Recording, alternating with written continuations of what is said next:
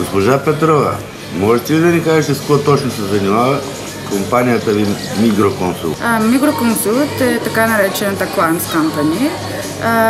Тя всъщност реализира претенциите на българи, работили или работещи в Федерална република Германия, независимо от тяхния престой, дали той е бил дълъг или кратък период от време, са били в тази страна и са престирали труд. Какви претенции имат те? В Германия всъщност системата е много всеобхватна и е много сложна.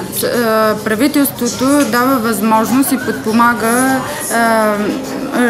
семействата, които имат деца, независимо дали тези деца към този момент са или в България, или в Германия, те получават една така доста солидна подкрепа от германското правителство. За кого е интересна тази услуга?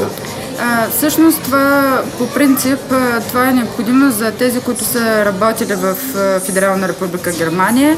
Също така дава възможност да се изявят и претенции по отношение на данък общ доход, който е удържан системно от работодателя по време на престирането на труд от съответния работник. И какво ни съветвате? Съветвам ви абсолютно, колкото е възможно по-скоро да се обърнете към услугите, които предлага Мигроконсулт.com. Всъщност по този начин вие няма да можете да загубите своите права, своите претенции, ще може да реализирате безусловно. Така че обадете се колкото е възможно по-скоро. Обърнете се към нас. Благодаря ви.